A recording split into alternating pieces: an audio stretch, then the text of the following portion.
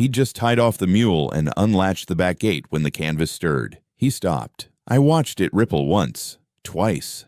"Critter?" he muttered. He lifted the flap. A girl blinked up at him from under a pile of unsold hats. Bonnets, bowlers, a sun hat still tagged in faded red ink. She didn't flinch, didn't move, just looked at him with wide, steady eyes. He stared back, hand still holding the flap. "Are you hiding?" "No," she said. He stepped closer. "Then what the hell you doing in my wagon?" "I was born here," she said, like she was asking for water. That stopped him cold. He frowned, shook his head. "What?" She sat up slowly, brushing off dust and straw. "Mama said I was born behind the wheel axle. Said the wood soaked it up." He looked at the floorboard, then at her knees. Mud-crusted, skin scraped. She wasn't shaking. I wasn't scared. "You ain't making sense," he said. "Where's your mama now?" "Dead." He glanced around. No one on the road, no mother, no tracks. "How old are you?" "Don't know." He stepped back. "Well, you ain't staying." "Off." "No." His jaw locked. "Don't tell me no, girl." "I don't get anywhere else," she said. "I have been following this wagon for 2 days." He stared. "Is that so?" She nodded. "It smells like her." He looked at the hats. I looked at the girl, looked at the road stretching behind them like it had grown longer just to punish him. "You got a name." She pulled her knees to her chest. "Mama called me one." "Which was?" She shrugged. "Don't remember." He let the canvas drop, walked 3 paces toward the mule, stopped, ran a hand down his face, then turned back. "Are you hungry?" She nodded. He untied the sack under the driver's seat, tossed her a roll. She caught it with both hands. "Eat it quiet. We move at 10. She bit it fast, chewing like a squirrel, crumbs down her chin. He didn't ask again about her name. They rode in silence down the ridge road, wagon creaking, mule snorting. She sat in the back, cross-legged on a bed of felt-lined boxes. He glanced back once. She was still watching him, not scared, not curious, just steady. "You remember this wagon?" he called. "Yes." "You remember me?" "No." He frowned. "That doesn't make sense." She leaned forward, grabbed a small green bonnet off the shelf. "Mama wore this." He turned. "That one never sold." "Because she kept it." He said nothing. "Drive on." By the time dusk hit, they were near the creek fork. He pulled off the path, letting the mule drink. She hopped out before he said anything. I walked slowly toward the trees. "Don't wander," he barked. She stopped, turned. "I know this place." He climbed down. "Girl, you don't know anything. You're making up stories." "No." "You saying I drove your mama?" "Yes." He squinted at her. "Do you remember her name yet?" "No." "Well, how am I supposed to believe you?"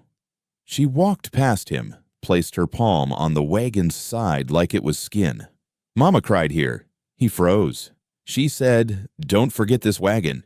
He looked down. The wheels were covered in dust, the iron bent from years of haul. He'd driven this wagon for a long time. Too long. "You trying to haunt me?" he asked. "No." "You know what it means? Saying you were born in my wagon?" She didn't answer. "It means I'd have to know your mama. It means I let something happen." "She didn't blame you," she said. He stared. "You said she's dead." She talked after. That chilled him more than cold air ever had. He rubbed the back of his neck, stepped back to the mule. "You got folks." She shook her head. "Anybody looking for you?" "No." "Town sheriff?" "No." He looked at the road again. It feels different now. He hadn't seen a rider all day. Just her in the wagon and the damn hat that never sold. "You sleeping under the hats again?" She nodded. He climbed back up. "Then don't touch the brown felt ones. Those costs." She climbed in without a word. That night, by the firelight, he couldn't sleep. She was out cold, curled on a saddle blanket in the back. The canvas flap rolled halfway down, moonlight cutting a line across her cheek. He reached into the bottom box, dug through ledgers, old slips, sale lists. There it was, a torn receipt, smudged but legible. MT, beige bonnet, 6 pence, wagon berth. He stared. "My mouth is dry." Heart thudding slowly. He looked back at her. "MT," he said under his breath. "God help me." She shifted in sleep, murmured something, then stilled. He sat with the paper in his lap. "Girl," he whispered, "what the hell did I do?" But she didn't answer. She just breathed, deep and steady, like the wagon really had raised her, like the wood really did remember, like it had brought her back. He didn't speak for the first hour of daylight. Let the mule drag them slow down the dry slope. The wagon rocked side to side. She sat just behind him, knees up, arms around them, quiet as always. Then he snapped. "You dream of it?" She looked up. "That story you told. You dream of it?" "No." "Then who told you?" "I already said." He gripped the reins harder. "Say it again." "My mama." He shook his head. "That ain't a real answer." "It's mine." He turned. "How'd she know this wagon? What was her name?" She shrugged. "You keep saying she rode back here, that she gave birth in the cracks of these planks, that I was the driver, but you got no name, no date, no proof." She reached down, picked up a bent pin with a red thread still knotted to it. "She stitched this," she said. He took it. "I turned it over." "That ain't proof. That's trash." "She said you wouldn't remember." He looked at her like she'd slapped him. "What else did she say?" "That you drove quietly, took coins without questions, didn't look behind you." He looked away. "You're talking about a man I don't remember being." "No," she said. "I'm talking about the man you still are." The reins slipped a little in his grip. The mule snorted. "You think I'm the villain in your bedtime story?" She leaned forward, voice steady. "She never called you that." He tightened his jaw. "Then what did she call me?" "Driver." He almost laughed. "That's all. She said you had sad eyes." He blinked.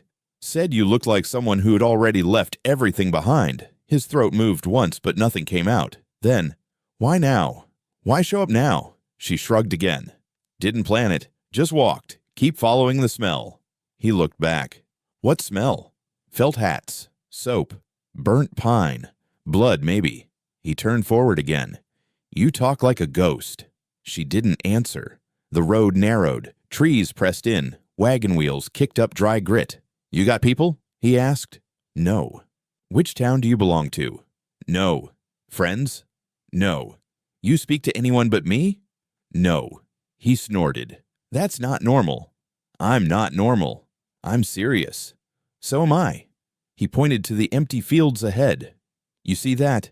That's freedom. That's no law, no past, no name. You could walk into it and be no one. Start fresh. I already did that. You didn't start nothing. You crawled into my wagon like a curse." She leaned back. "If I was a curse, the mule would have dropped." He stared at her. "You always talk like this." "No," she said. "I talk more when I'm angry." "Are you angry now?" "Getting there." He chuckled. "You don't scare me. You don't remember enough to be scared." He didn't laugh after that. They reached a shallow bridge where he usually watered the mule. He pulled off the road, stopped. He jumped down. She didn't move. "Are you coming or not?" She jumped down after a second. I walked beside him in silence. The creek trickled. The mule drank. He rolled his sleeves and sat on a flat rock. "You said your mama told you I wouldn't remember." She nodded. "She's right." "I know." He looked over. "Then why keep saying it like you expect something?" She picked up a stone, tossed it. I watched it bounce twice, then disappear. "Because it still matters." He squinted at her. "Why?" "She died thinking this wagon was the last place she was real." He frowned. "She said after she got out, no one saw her. Not like before." He looked down at the dust on his boots. "She carried me 7 years before that. Said I kicked when we passed through dry wind. Said the wheels made me sleep." "That's too young to remember." "She made me remember." He stood up. "You're putting weight on old words." "They're the only ones I got." He walked back to the wagon, climbed up. She followed. Inside, he opened the lowest crate, rummaged, found a bonnet, faded lilac, edges singed, tag unreadable. He held it up. "Does this mean anything?" She took it gently. "She had this. I remember. It never sold." "She said you gave it." He paused. "That ain't right." "She said you turned your back when the law came." He stared. "She said you didn't lie. You just didn't speak." He sat hard on the bench, shoulders slumped. "You still think I'm that man?" he asked. She sat across from him, quiet. Then, I think you drove. He looked up. I think you watched. He swallowed. I think you were too scared to stop. The air turned heavy. Are you here for revenge? He asked. No. Justice? No.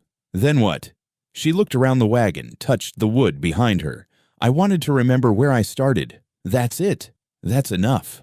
The mule shifted. The wagon groaned. He watched her run her fingers along a knot in the wood. Then she whispered, "This is where I was born." And he didn't argue this time. She waited until he left. The creek wasn't far, but his steps slowed as he crossed the dry slope. She counted each one, waited for the soft clink of the tin bucket, then turned to the floorboard. It had been loose since yesterday. She'd seen the corner lift under his foot when he shifted too fast. She pulled it gently now, slow and steady, until the wood gave with a tired groan. Underneath was dust, a snapped leather strap, the edge of a broken thimble, and a bundle wrapped in an oil rag. She tugged it free. The cloth unfurled in her lap like something sacred. Inside was a small child's hat, pale blue, sun-faded scalloped rim, a single moth hole near the top. It was soft at the crown, worn down by time and touch. She turned it over. Inside the brim, stitched carefully in red thread, were 3 letters, MTR. She didn't breathe. When he climbed back in the wagon, he saw her holding it. He stopped mid-step. "Where'd you get that?"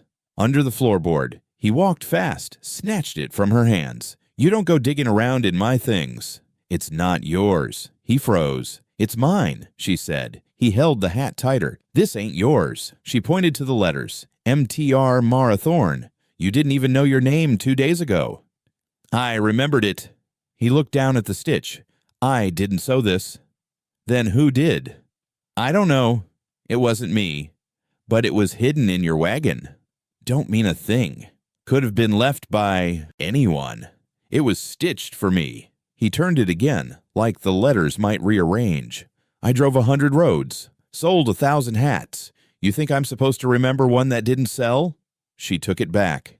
"You didn't sell it because my mother hid it." He said nothing. "She kept it safe. She told me it'd always find me." He looked at her then, really looked. "Is that a story or a curse?" "Maybe both." He moved past her, pulled the crate from under the bench, rifled through faded ledgers. She watched, silent. After a few minutes, he stopped. He held up a page, yellowed and soft. His finger tapped the corner. "That's your mama's name." She leaned closer. "Thorne, Miriam, blue infant bonnet, no charge." "You gave it to her," she said. "I did." "Because she couldn't pay?" "She had nothing, just bruises and a busted sandal." "She was running." "I know." She folded the hat into her lap. "You remembered." He sat slowly. "Some things don't go away. They just wait." She looked at the page. "You knew I was born here." "No," he said. "I remembered her, not you." She nodded. "I didn't think I'd see that name again," he said. "You buried it under the floor." "I didn't." "Then who did?" He shook his head. "Don't know. Maybe her. Maybe me. And I just forgot. Or maybe you wanted to forget." His jaw twitched. "Is that fair? You tell me." He looked away. "I was just the driver." She ran a thumb over the hat's brim. "That's what she said. Said you didn't touch, didn't speak, just drove. I thought it made me clean. It made you quiet." He winced. "Did you see what they did?" He didn't answer. "Did you ever look back?" His hands trembled on his knees. "Once." She waited. "They told me not to, but I looked, just once. She was holding you, blood on her legs, face split. And she smiled." She closed her eyes. She said, "Don't stop, just go." So I went. She trusted you. "I know. You left her in the hills." "I left her with the dead." Silence sat between them, thick and heavy. "She died believing the wagon would bring me back," she said. He nodded. She was right. He stood suddenly, opened the back flap, and jumped down. She followed. Outside, the wind pressed the grass flat. He knelt by the mule, ran his hand along its side. "You think I'm worth anything now?" he asked. "I don't know. I ain't the same man." "You still drive." He looked at her. I stopped looking back. She walked to him, held out the hat. "Then start here." He took it. "It feels like a funeral," he said. "It's not." "Feels like confession." She smiled faintly. "Those don't come with hats." He chuckled once. It sounded broken. "You stayin'?" he asked. "For now." He stared at the horizon. "You're gonna drag the truth out of me, aren't you?" "It's already leaking." They stood there, the two of them, side by side, beneath a sky that hadn't changed since the day she was born in the back of his wagon. And for the first time in years, he didn't feel like running. The wagon creaked into town just past midday. No name on the sign, just a chipped board and a hanging bell that hadn't rung in years. Two dogs stirred in the dust. A woman pulled her child inside by the collar. The streets were quiet in that way. Only guilt can quiet a place. He didn't stop. Had no reason to. The mule knew the road, but the girl sat taller than usual, back straight, eyes fixed on everything. "Have you seen this town before?" he asked. "Feels like I have," she said. He said nothing. They passed the old courthouse, peeling white paint, windows bricked over. A man in a chair watched them from the steps. His boots were polished. His star hung crooked. The sheriff. He stood as they rolled past. "Hold up!" he barked. The mule slowed without command. The man approached, hand resting on the grip of his revolver, gray in his beard. His eyes are sharp like glass, left in fire too long. The hat seller nodded. "Afternoon, Sheriff." "You're new," the man said, eyes still on the girl. "Passing through." "What are you selling?" "Hats. Just hats." The sheriff's eyes didn't move, still locked on her. She stared back, calm. The sheriff's jaw flexed. "That one," he said, voice low. "That one's supposed to be dead." The hat seller stiffened. "You got the wrong girl." "I don't forget faces," the sheriff said. "She's just riding." "She's got Miriam's mouth," the sheriff muttered. "That tilt in the eyes, that stare. You can't fake that." She didn't flinch. "Where'd you find her?" the sheriff asked. He hesitated. "Back roads. Lost." "She told you her name?" "It doesn't matter." "It does, if it's hers." The girl finally spoke. "What happened to her?" The sheriff looked surprised. "You remember my mother's name. Say it." "Miriam Thorne." The name felt like a knife unsheathed. "You know what they did to her?" she asked. The sheriff stepped back. "That ain't something for girls to carry." "I've carried worse." He looked at the seller. "You know what she's walking into?" "I ain't taking her anywhere," he said. "She came to me." The sheriff narrowed his eyes. "She shows up again. Folks'll talk. Folks don't forget." "Maybe they should," the seller said. The sheriff leaned in. "You watch yourself. Dead girls digging up old dirt can bury the living." She didn't blink. "Maybe some of you ought to be buried." He stared at her. Something flickered behind his eyes. Fear, maybe, or recognition. Then he stepped back. "Get gone." "We were," the seller said. He flicked the reins. The mule obeyed. As the wheels turned, the girl didn't take her eyes off the sheriff. Neither did he. They rode in silence past the sawmill, the empty well, the boarded-up post. Not a voice stirred until they crossed the last fence. "He knew me," she said. "Yeah." He knew her. "I know." "You believe me now?" He didn't answer.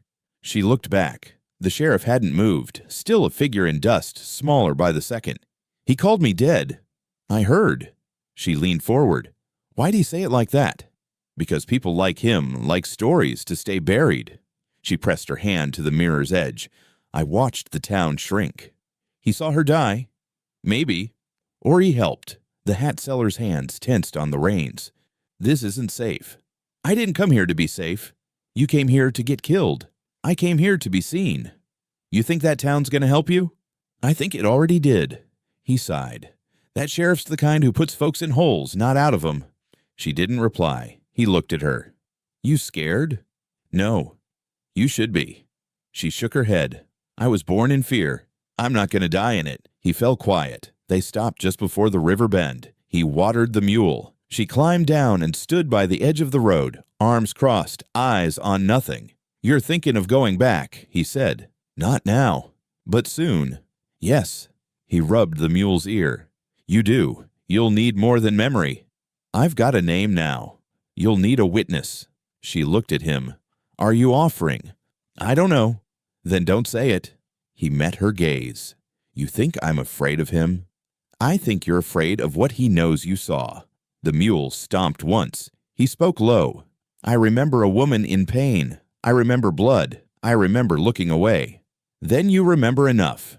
"I remember her voice, whispering through broken teeth. telling me not to stop. She wasn't talking to you, the girl said. She was talking to me. He nodded, slow. That sheriff, he's not going to forget this. I don't want him to. He climbed back up. You ready? Drive, she said. He took the reins. The wagon groaned back into motion. She sat taller now, eyes on the road behind them, watching dust settle, watching the sheriff vanish. He had called her a ghost, but she wasn't haunting anyone. She was just coming back. They made camp beneath the bent pine. No fire, just the soft rhythm of the mule chewing and the sound of water not far off, moving slow like something half asleep. He didn't ask her to speak. She did anyway. It was near a river. He sat on the wagon step, sharpening a blade that hadn't cut anything in years. His hand paused. The wheels got stuck, she said. Mud swallowed them. She screamed for someone to push. He looked at her. She sat against the wagon's wheel, knees drawn up, fingers fiddling with the blue hat. There were voices, she continued. A man yelling to get her out. Another laugh. He blinked. How old were you? Not born yet. He swallowed. Then, how do you remember? She said it so many times. I see it when I close my eyes. He looked away. She said your boots never touched the mud, she added. His voice came slowly. I never left the seat. She said that too. I didn't know what to do. She said that too. He pressed the blade flat against his thigh. She said the wagon kept her alive a little longer, she said. Even when they dragged her out, even when they left her. He nodded barely. She said the wood remembered her, that her voice stayed in the grain. His eyes lifted. That's not how wood works. She tilted her head. Then why does it creak the same way she said it did? He didn't have an answer. She stood, ran her hand along the outer paneling. Right here, she said. This is where she held me last. That's just a wall. No, she said. It's a memory. He stood. I walked to her, placed his hand next to hers. The wood felt cold, smooth in places, rough in others. Nothing unusual, but his fingers trembled. She sang to me through her teeth. The girl whispered, said, If I die, don't be scared. Just keep listening. He stepped back. You don't have to believe me, she said. I don't know what I believe. I think you do. He paced, voice low. That day, it rained hard.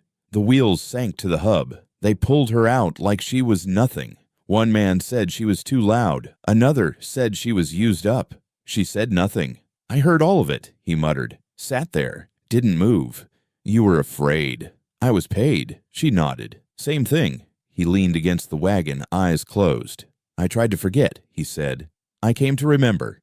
They sat in silence. The trees swayed like they didn't want to listen. He spoke again.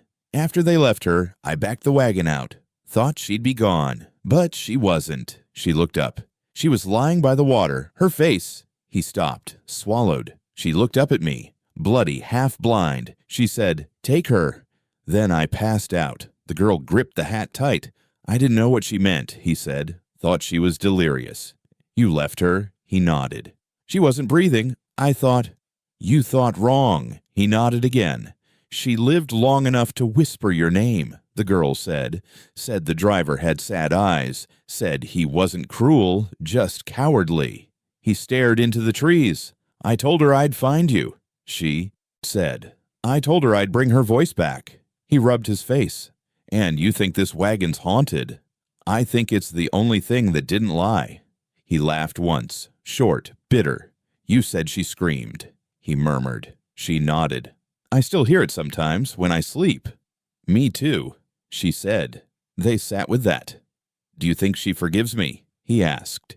She didn't have time to hate you. He sighed. I buried the ledgers after that, he said. Didn't want to remember names, towns, roads. But you remembered her. He looked at her. I didn't mean to. You didn't stop it either. He turned away. She said you could drive anywhere, but your guilt would always ride behind you. He didn't answer. She stood. I walked to the back of the wagon and placed her palm flat on the panel again. She's still here, she said. That's not possible. She's in the way the wood bends, the way it moans at night. He shook his head. She's not angry, she said. He looked up. She just wants you to listen. He stepped toward her, slow. I stood beside her again. Then what does she want me to hear? The girl looked at him. That it's not too late. For what? For you to say her name. He froze. Miriam, he said quietly. Miriam Thorne. The trees stilled. The wagon didn't creak. The girl stepped away, sat beside the fireless pit. You said it like a man who's been whispering it for years. He sat beside her. I never said it out loud. Now you have. He nodded. She placed the blue hat between them, brim turned up to the stars, and for the first time since she climbed into the wagon, he didn't see a ghost. He saw her. The sun hadn't crested yet. Mist clung to the fields. The wagon sat quiet beneath the trees, its wheels still crusted with last night's mud. He was up before her. The girl stirred at the sound of the latch. She blinked toward the bench, saw him digging through the crates under the floor. His hands moved fast, frantic. He muttered once, then twice, pulling out a wrapped bundle tied with twine. She sat up slowly. What are you doing? He didn't answer, didn't even look. She stood, brushed the sleep from her skirt, stepped closer. Is that the ledger? He untied the twine and peeled back the cloth. A worn black book, cover split down the spine, pages stiff with dust and sweat. Where'd you keep it? She asked. Under the crate, behind the tin stovepipe. He turned the pages fast. Names, towns, symbols, crude drawings of hats, sometimes just initials, sometimes prices. You told me you threw them all out, she said. I told you what I thought I'd done. And now. I remembered where this one was. She crossed her arms. So you were hiding it. He didn't respond. He paused on a page marked with a jagged X. Buyers, he said. Right here, town by town. Her eyes scanned the ink. Misshapen letters, dates, scrawled notes. She looked for Thorne, for M, for Miriam. But the names all blurred. Nothing sharp, nothing full. She pointed. What's that? He pulled the book close, thumb covering the margin. You skipped a line. It's a mistake. She tried to reach. He blocked her. You skipped a name. It got wet, that's all. There's a red circle around it. His eyes dropped to the smudge. One faded entry looped in red, barely legible, like someone circled it in anger, then tried to scrub it clean. She grabbed the edge of the page. Let me see it. No? Why not? Because it doesn't change anything. It changes everything. He stood, moved toward the back of the wagon, ledger still in hand. She followed. That's where I was born, she said. You don't know that. You know I do. It's a stain. It's the only real thing in that book. He stared at the ink. There's no name. She nodded. Because you couldn't write it. I didn't remember it. But you remembered enough to mark it. He sighed. I remember that day. Tell me. I sold nothing. A storm rolled in by noon. The road turned to sludge. We stopped under a bluff. She was already in labor. I told the men to ride on. You stayed? I sat on the driver's board and listened to her scream. Her voice softened. She said she felt safe for 5 minutes, because you were still. He blinked hard. She told you that? She told me that every night. He opened the ledger again. The red circle trembled under his fingers. I didn't write her name because I didn't ask for it, he said. She pointed. But you circled it. I came back later. After. After what? After I buried her. The air split. She died in the wagon? He shook his head. She died in the creek bed. I carried her there. Thought it'd be cleaner, but the blood wouldn't stop. The girl didn't move.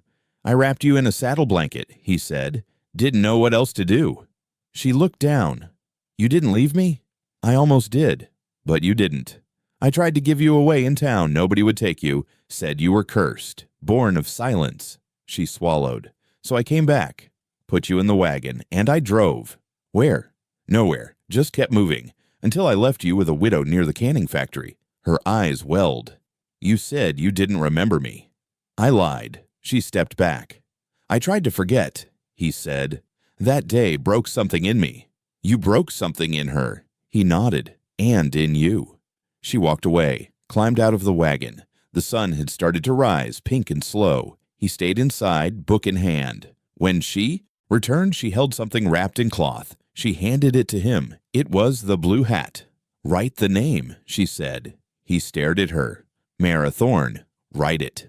He opened to the circled page, picked up a bit of charcoal from the crate. His hand shook. He pressed it to the paper, traced over the faded line, then slowly, painfully wrote, Mara Thorne, born in rain, left in light. She exhaled. He closed the book. I should have done it then, he said. You did it now. He looked up. That's enough for you? She wiped her cheek. It's a start. And for the first time, the ledger wasn't just a record. It was a reckoning. She waited until the hills turned rust-colored and long shadows stretched over the field. He was sitting under the wagon's side rail, peeling a potato with his pocket knife, acting like he hadn't carried the weight of a dead woman's scream all day. She stepped in front of him, still, silent. Then she said it. You sold more than hats. He froze mid-peel. The blade stopped. What? She didn't blink. You sold more than hats. That ain't true. You sure? He shook his head, went back to cutting. You don't know what you're talking about. I know what my mother told me. He looked up. She told you lies. She was hurt. She was right. You need to let this go. No, she said. You need to tell the truth. His voice dropped. I didn't sell it to anybody. You let them be sold. That ain't the same. You carried them in the same wagon as these boxes, sat right up there on that bench, while men took what wasn't theirs and paid for it.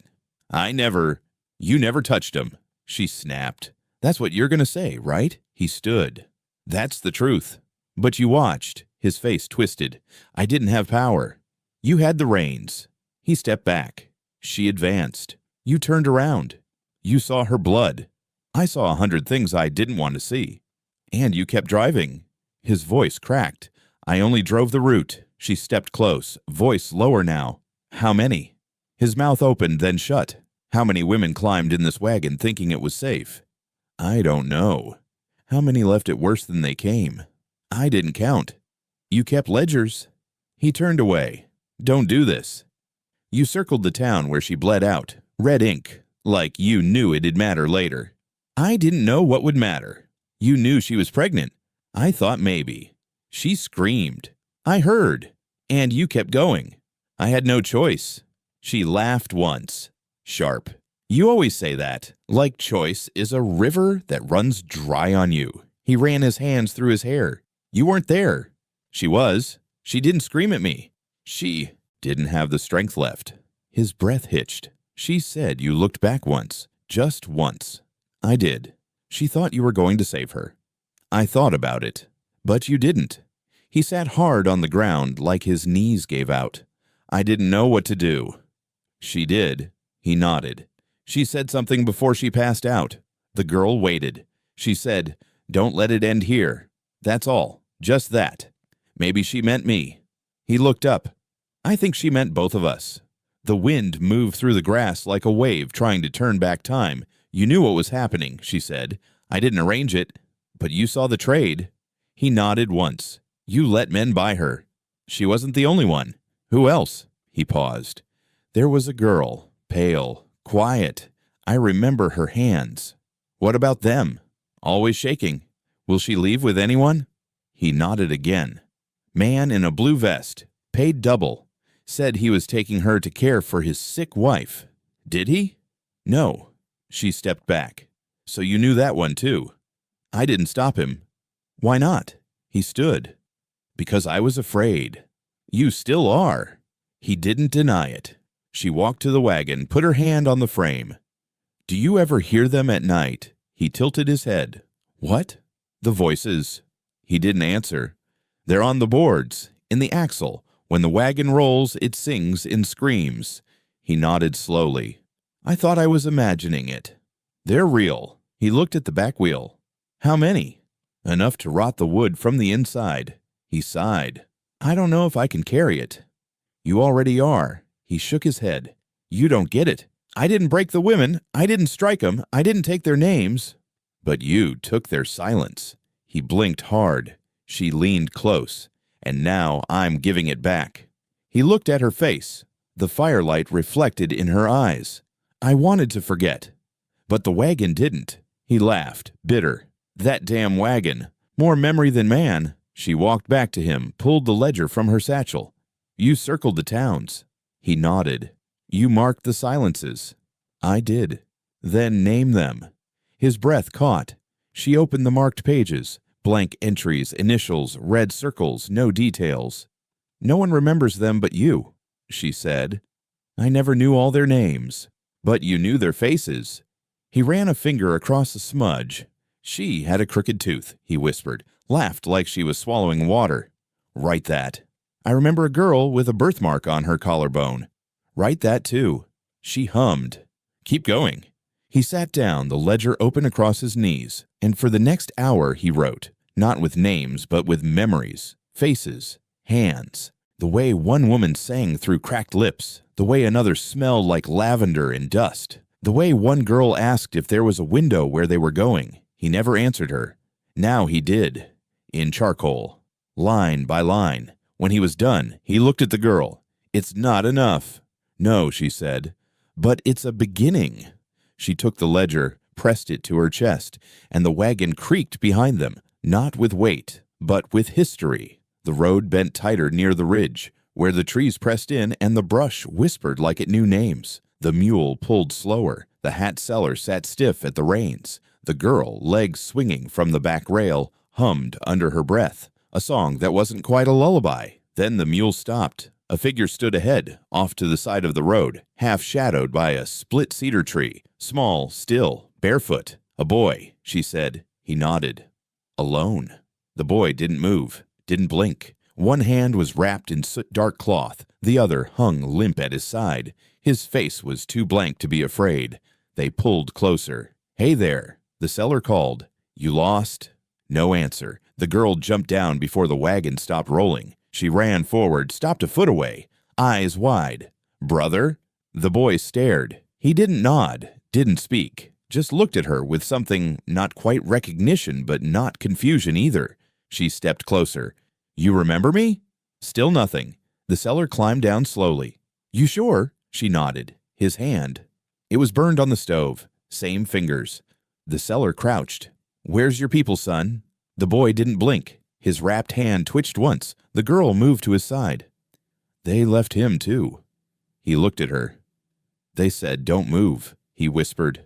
His voice was dust, faint, like it had been waiting weeks to come out. She turned to the seller. "They locked him in." He stared at the child's hand. "When?" "Years ago. The same year I left." "Same wagon?" She nodded. "Same route, same stops." The boy looked up at them both. "You drive?" he asked the seller. "Not for them anymore." The boy's gaze dropped to the wheel. "Wheels sound the same." The girl whispered, "They always do." The seller exhaled. "We can't leave him." The boy didn't ask to go. He just stepped forward, like he'd already been invited. The wagon creaked heavier. The boy sat near the front, fingers wrapped tight in linen the girl cut from her dress hem. The seller drove with one eye on the road, one on the boy. "What's your name?" the girl asked. The boy shrugged. She tried again. "What did they call you?" He said nothing. She leaned in. "It's okay." "They didn't call me anything." The seller muttered, "That sounds about right." The girl pointed to his hand. "How long's it hurt?" "Always." "You remember me?" He stared. "You cried a lot." She smiled. "Yeah." The boy looked out toward the hills. "I liked your songs." The seller asked, "How'd you get out?" "They forgot to lock the side gate." "Where were you?" "Beneath the grain sacks." He shifted, winced. "They thought I couldn't move," he added. The girl said, "They were wrong. They're always wrong." Silence filled the wagon, heavy, unshakable. At the next ridge, they stopped. The seller fed the mule. The girl washed the boy's hand in creek water. He didn't flinch. Not once. She asked, "Do you remember your mama?" "No." "Your father?" "No." "Anyone?" "Just her," he said, nodding toward the wagon. The seller stood behind them. "You stayed longer than she did." The boy looked up. Didn't know how to leave. The seller crouched. "You want to stay now?" The boy paused. "Does this wagon still go where the screams were?" "Sometimes." The boy looked at the wheel. "Then yes." The girl dried his hand gently. "We're not going back to the same place." "But we're taking the same road," the seller said. She nodded. "That's the only way through," the boy whispered. "The boards still remember." The seller looked at the frame. "They always do." The girl asked, "Do you?" He didn't answer. That night, they didn't build a fire. just lay inside the wagon, the three of them wrapped in saddle blankets, breath fogging the air. The girl spoke softly. He used to sleep next to the brake lever, said the sound of it made him feel safe. The boy nodded. It did. You never cried. He shook his head. Crying made them come faster. The seller sat upright. What did they do? The boy was silent for a long time. Sometimes nothing, he finally said. Sometimes everything. The girl's hands gripped the blanket. You're safe now, she whispered. He looked at her. That wagon's never safe. The seller said nothing. In the dark, the wagon groaned. One creak, long and low. The boy tensed. It's not them, the girl said. But it remembers them. He whispered. The seller touched the frame. Then we teach it something else. Like what? Names. Truth. Kindness. The boy stared into the shadows. You think that works? We'll find out, the girl said. He laid his head down, unwrapped his hand. The skin was pink, tight, and raw. The seller looked once, then looked away. The girl stayed beside the boy, awake long after both fell asleep, and the wagon didn't move. But the silence between them grew softer, warmer, not safe, but shared. She tapped the side of the wagon twice. Not hard, not rushed, just enough for him to pull the reins. Stop, she said. He slowed the mule to a halt, looked out toward the clearing. It wasn't much, a patch of uneven grass ringed with birch trees, barely different from the miles they'd passed. Here? He asked. She was already climbing down. He followed. The boy stayed behind, quiet, still, watching from the wagon's open flap. She stood in the center of the clearing, eyes scanning the ground like it spoke in codes only she could hear. This is where she died, she said. He didn't question it, just waited, heart tightening. She was bleeding bad, the girl continued, said her legs felt cold, said it smelled like rain, but the sky was dry. He stepped toward her. You remember that? She whispered it every night before going to sleep. She knelt down, fingers brushing the earth. It's soft here. He watched her dig, not with a shovel, with her hands, slow, careful, pulling away layers of dirt like she was uncovering skin. She crawled out of the wagon after, the girl said you didn't see her, or maybe you did. I didn't know she left.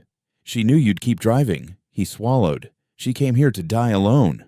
Maybe she didn't want me to see. Maybe she didn't want you to stop. He looked down. Her hands were brown now, wrists coated in soil. She moved with purpose, like she'd dug this grave before in her sleep. Then she paused. Her fingers closed around something. She pulled it up slowly. A hat pin, gold-tipped, curve bent from pressure, dried rust still clinging near the clasp.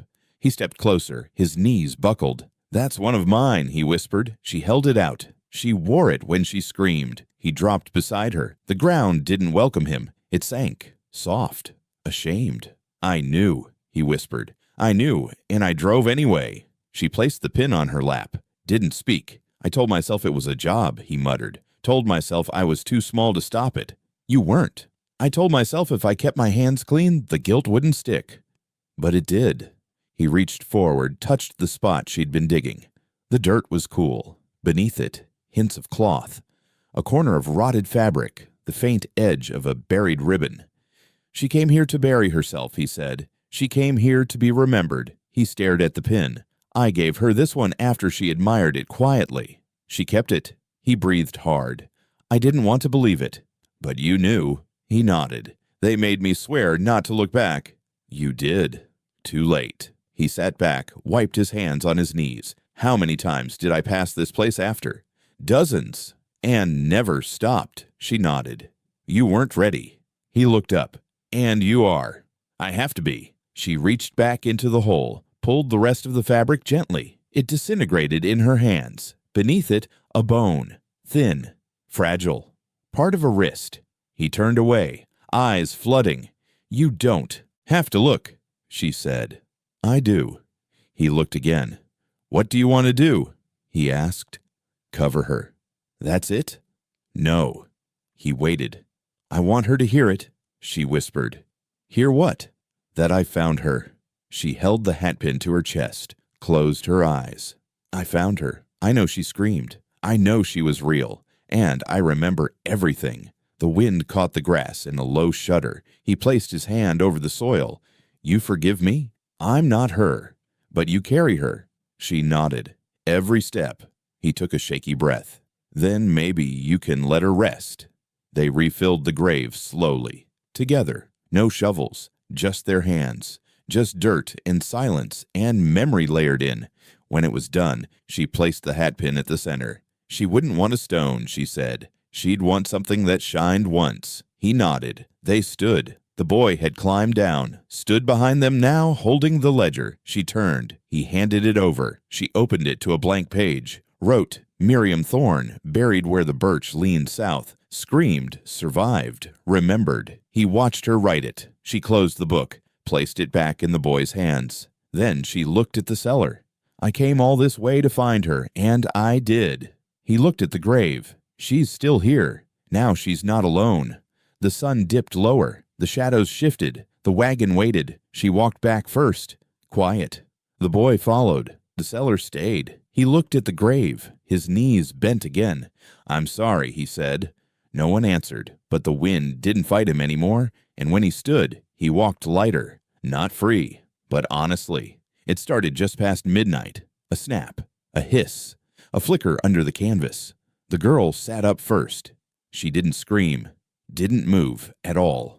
The flames ate slowly at first, licking the edge of the wagon's back flap, curling through old boxes, hat brims, and felt-lined crates. Smoke pushed out like breath held too long. The boy rolled over, eyes wide. The wagon, he whispered. She stood, steady, silent. By the time the cellar ran to it, the front half was gone, fire pouring through the ribs like it had always lived there. The mule's gone, he gasped, stumbling back, snapped the tether and ran. She said nothing. He moved fast, circling to the back, trying to find the latch. I can get the ledger. No, she said. I can pull it. She grabbed his arm. Let it all burn. She stepped in front of him, a voice like a hammer. You hear me? He looked over her shoulder. A wave of black smoke coughed out. The hats caught all at once, bursting upward like dying birds. Ash spiraled into the sky in soft black petals. The book, he said again, helpless. It's all in me now, she said. He stared at her. She didn't cry, just watched. The boy stood behind them, barefoot in the dirt, hands still bandaged, face lit orange in the fire's glow. She walked to him, knelt. Are you afraid? He shook his head. You remember what they did there? He nodded. Then watch it burn. He did. They stood together, 3 figures in the grass, wind curling their hair, heat brushing their faces. Inside the wagon, the roof collapsed. Metal pins snapped. Wood popped in bursts like muffled screams. He whispered, We lived there. She said, We died in there. The cellar dropped to his knees. The heat pressed hard against his chest. I kept it too long. She nodded. You did. I told myself it mattered. It did, she said, but not enough to save. I wrote names. You missed the most. He swallowed. It was my only record. She looked down at him. Now you're the record. He choked. Flames licked the axle, climbed the spokes, curled around the rims like fingers. The wagon saw everything, he said. I know, she replied. It heard the women beg. I know. It saw me do nothing. She turned to him, eyes bright in the firelight. And now it's telling the truth. He didn't ask what she meant, because the wagon was screaming now, a high, groaning wail, like the wind was pushing its last memory through every seam, every singed nail, every old board soaked with silence and rot. The boy covered his ears. The girl held his shoulders. The cellar stood slow, like something finally loosened inside him. He walked forward again, but she stopped him. Don't go closer. I have to say goodbye. No, you don't, she said. You already did. He stared at the blaze. What do I do now? Walk. Where? Away. The flames rose taller, reached the highest corner, caught what was left of the saddle blanket she'd been born on. It flared fast, bright and blue at the center. She flinched. The boy whispered, That was the place. She nodded. He said, She screamed at that. She survived it. They stood as the fire ate through the last of the frame. One wheel collapsed sideways, spraying embers into the grass. Still, she didn't cry. Still, he didn't run. The cellar whispered, This was all I had. She shook her head. This was all you hid behind. He closed his eyes. I thought I could carry it. You carried nothing. You dragged it. The boy spoke again. It's not even ashes yet, she said. That comes after the worst part. They waited. The final roof beam caved in, sending a wave of sparks up like a prayer gone wrong. And then nothing. Just burning. Software endless. Quiet. An hour passed. He still hadn't moved. She stepped beside him, took his hand. He didn't pull away. You are never going to leave it, she said. I was born in it too. I know. The boy tugged at her sleeve. Can we go now? She nodded. Yes. He turned toward the trees. She looked back one last time. The wagon was black now. A pile of memories turned to ruin. No shape, no sound, no more hiding. She said softly, "Thank you." Then she walked. The seller stayed a moment longer. His eyes scanned the embers, the spot where the ledger had been, where the walls had whispered, where the wheels used to groan like guilt, and then he let it all go. He followed them into the trees. No road, just forward. They didn't go far. Just past the clearing, they found a stretch of land too tired to grow anything. No grass, no trees, just dirt pressed flat by years of wagons rolling through. They sat by the smoke. The wagon behind them was still burning, but lower now, sinking into itself, no longer screaming, just sighing. The boy curled up beneath her coat, eyes closed, breathing steady. She looked across the fireless pit, eyes locked on the man who once called himself a seller. "You remember the first name?" she asked. He nodded. "Say it." May. His voice cracked. She wore a green ribbon, cried when she saw the ledger. "Where?" "Backwoods Stop. No town name, just a cattle brand carved into a tree." "Next." "Lucille." She tilted her head. "The redhead." He blinked. "Yes." She never made it past the bridge. "I thought she escaped." "She didn't." He stared at the ground. "Go on," she said. He swallowed. "A girl named Willa. Small hands. Kept picking at the wagon canvas like she could rip her way out. She was 8. I know." The boy shifted in his sleep. She paused, waited, then continued. "There was a woman who sang to me," she said. "I didn't speak English. I braided my hair, said prayers over the wheel hubs." He nodded slowly. "Marta. She went quiet after the 3rd stop. I remember. She's buried near a river, South Bend. You circled that page in your book." He pressed his hands to his face. "I thought I was just keeping records." "You were writing graves." He didn't argue. She leaned forward. "Do you ever count how many towns you passed without stopping?" "No." "How many screams did you hear and pretend were thunder?" He dropped his hands. "All of them." She stared into the smoke. "My mother said silence was the worst kind of knife." She was right. She bled through it. He whispered, "I should have died in that wagon." "No," she said. "That would have been easy." He looked at her. "Then why am I still here?" "Because you're the last one left." He didn't breathe for a moment. "All the others," she said, "they vanished with the wagons passing, one by one, bought, beaten, buried." He nodded slowly. "They never got to speak." "I know." "They never got to name their hurt." "I remember." "No," she said. "You're just starting to." He looked up. "It hurts." "It should." The smoke twisted between them. "You don't get to leave it behind," she said. He nodded. "I don't want to." "You don't get to make it right." "I know. But you get to carry it." "I will." She stared at him. "You still think you were just the driver?" He shook his head. "I was the door." "And they walked through you." "Yes." She leaned back, watching the red glow behind them. "Then hold them now." "I can't bring them back." "But you can say their names." He whispered, "I forgot most of them." "Then say the ones you remember." He did. Miriam, Marta, Lucille, Willa, Lottie, Jane, Claire. Each name cracked in his throat, each one heavier than the last. She didn't stop him. He added, "There was one who never spoke, just watched." She said, "She's the one who waited for you." He looked toward the boy. "You think he remembers?" "He doesn't have to," she said. "We do." He closed his eyes. "I see them all now, on the bench, in the back, holding hands, or trying to. You were the only one who ever left that wagon standing. I shouldn't have. You should have burned it years ago." "I didn't know how." "You do now." He turned toward the trees. "Where do we go?" She stood. where they couldn't. He followed her eyes. Darkness, stillness, no map, no path.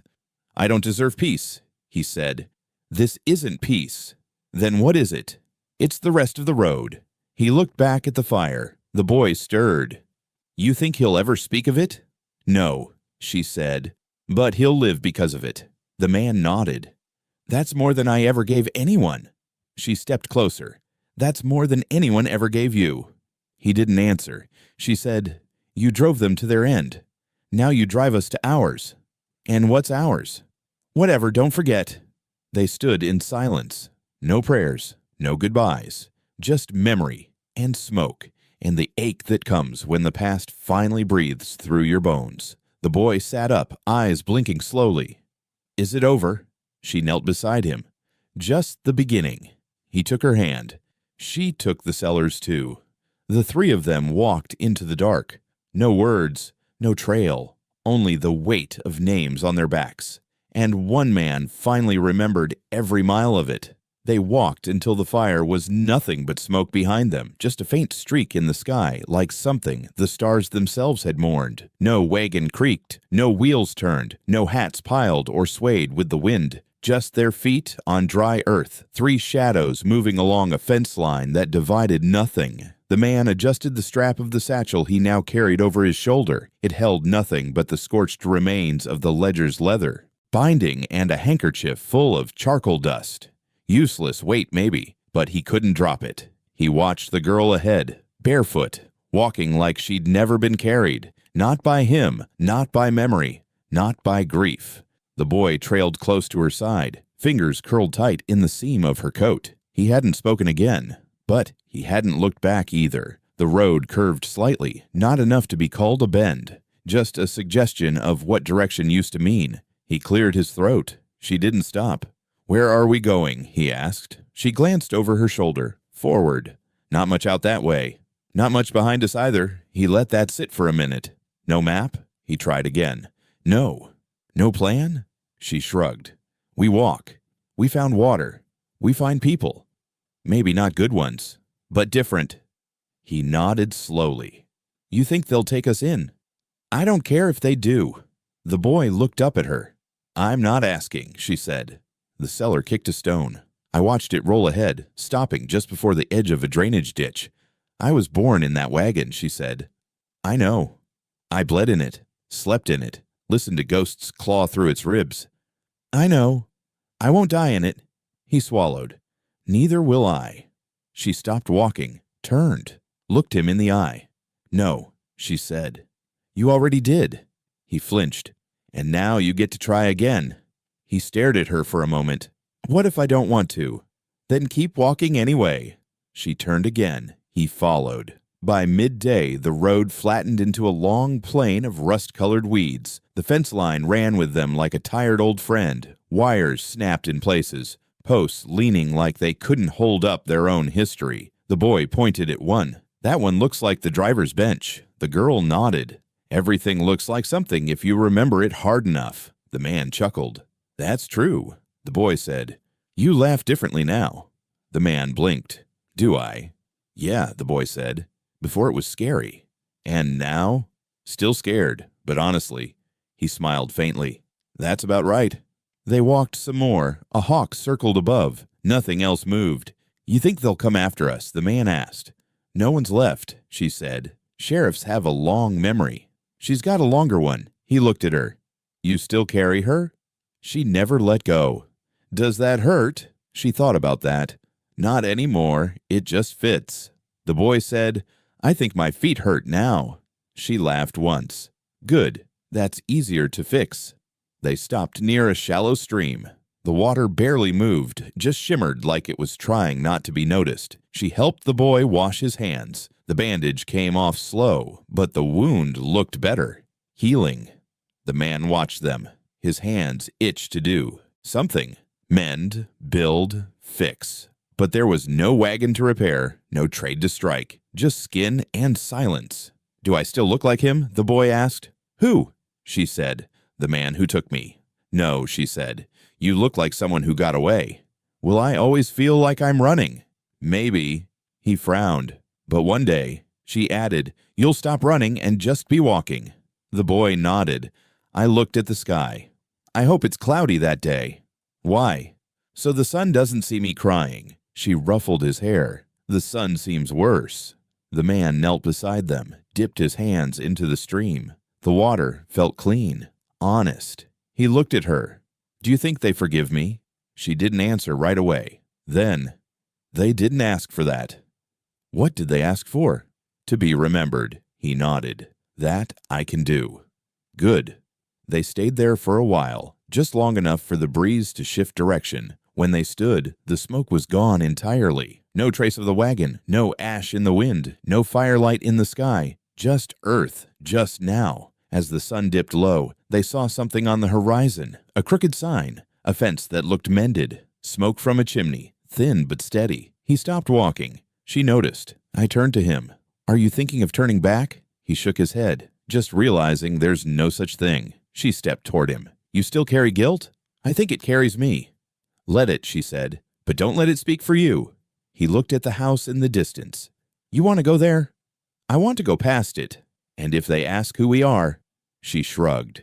"You're the man who burned his past. I'm the girl who survived hers. He's the boy with new feet." He smiled. "Is that true?" She didn't smile back. "It is now." They walked on. 3 shadows. No wagon, no hats, no ledger. Only names they spoke under their breath. Only wounds that didn't need hiding. Only the road, long, open, and clean, stretching quiet ahead. No turns, no wheels, no past.